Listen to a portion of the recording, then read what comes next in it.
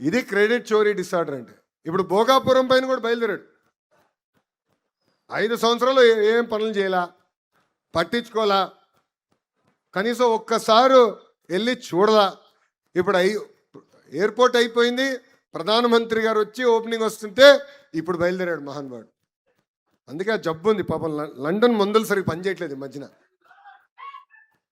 ఇదంతా ప్రజలకి తెలియజేయాల్సిన బాధ్యత ఇక్కడ అందరిపైన ఉంది. ఎందుకంటే పని చేస్తాం ఎంత ముఖ్యమో మన చేసిన పనులు ప్రజలు తెలియజేయాలి. మన అనేక సంస్కరణలు తీసుకొస్తున్నాం, అది మనం తెలుసుకోవాలి, ప్రజల దగ్గరికి వెళ్ళాలి, ప్రజల్లో చైతన్యం తీసుకొచ్చే బాధ్యత మనందరం తీసుకోవాలి. నైనా ఇక్కడ ఆగండి పోలీస్ సోదరులా, నైనా ఎందుకు వదిలేయండి, ఎందుకు కంగారు పడతారు మీరు? కూల్గా ఉండండి, ఎందుకంత పడతారు?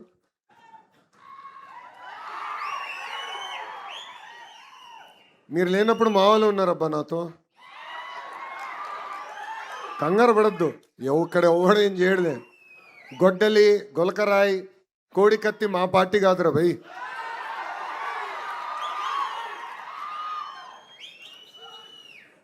ఇక్కడున్న కార్యకర్తలందరికీ ఒక పిలిపిస్తున్నా. ఇప్పుడు డోర్ టు డోర్ కార్యక్రమాన్ని మనం చేపట్టాలన్నాం. మెటీరియల్ అంతా మీకు అందజేశాం. మీరు మీ బూత్లో నాయకత్వం వహించండి.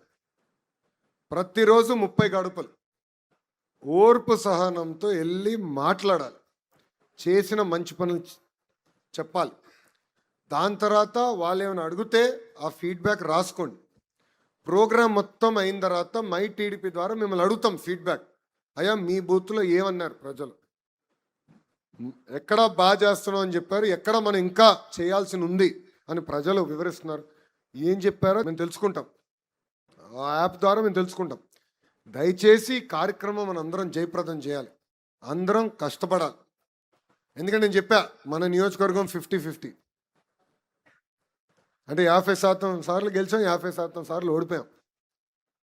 దానికి కారణం మనమే, మన నిర్లక్ష్యమే, ప్రజలను తప్పడతాం కాదు. 1985 తర్వాత గెలవని నియోజకవర్గంలో నేను పోటీ చేశా స్వామి, మంగళగిరి. 2019లో నేను ఓడిపోయా, 5300 ఓట్లతో ఓడిపోయా. 5 సంవత్సరాలు నేను వదిలిపెట్టలేదే, నేను వేరే కాన్స్టిట్యున్సీకి వెళ్ళలేదే. అయ్యా కంచుకోట ఎక్కడుంది, విశాఖపట్నంకి వెళ్దామా, కుప్పంకి వెళ్దామా, లేదంటే పక్కనున్న పెనమలూరుకి వెళ్దామని నేను చూడలా. ఎక్కడ ఓడిపోయాను అక్కడనే ప్రజల మనసు గెలుచుకుని గెలవాల లక్ష్యంతో పనిచేశా.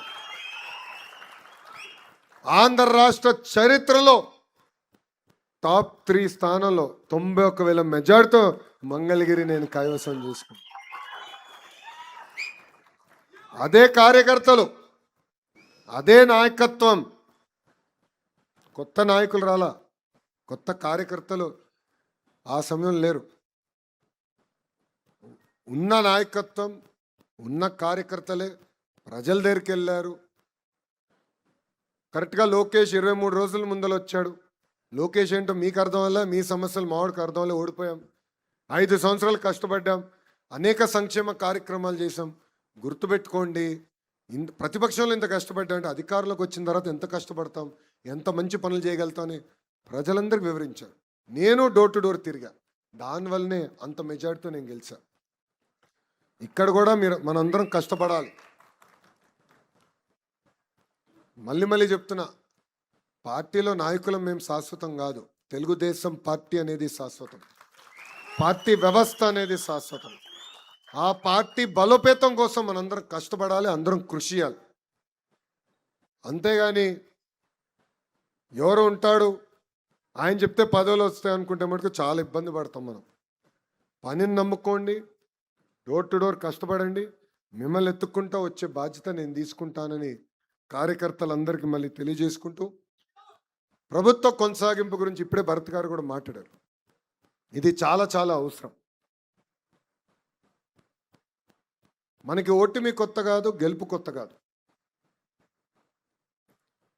ఓడిపోయినప్పుడు అందరు బాధపడతాం, గెలిచిన తర్వాత అల్సట్ అనండి, అలకనండి, ఏముందిలే గెలిచిపోతాం అన్న అహంకారం అనండి, ఇవి వచ్చేస్తాయి.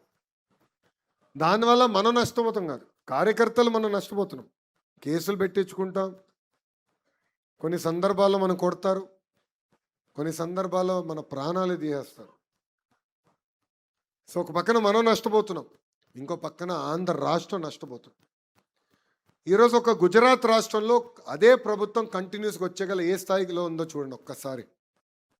ఒరిస్సాలో మొన్నటి వరకు ఒకే ప్రభుత్వం కంటిన్యూస్గా వచ్చేగల ఒరిస్సా కూడా మనకన్నా అద్భుతంగా అభివృద్ధి చెందింది. సో మన రాష్ట్రంలో కూడా ప్రభుత్వ కొనసాగింపు అనేది చాలా చాలా అవసరం. 1,05,00,000 మంది కుటుంబం మంది, పెద్ద కుటుంబం. అది కాస్త ఇప్పుడు కొంచెం ఇంకా పెద్దగా అయింది. జనసేన పార్టీ ఉంది, భారతీయ జనతా పార్టీ కూడా ఉంది. 3 పార్టీ కలయిక మొన్న ఎన్నికల్లో ఎవ్వరు ఊహించిన విధంగా 175 స్థానాల్లో 164 స్థానాలు మనం కైవసం చేసుకుంటాం జరిగింది. ఈ ఐక్యత ఉండాలి.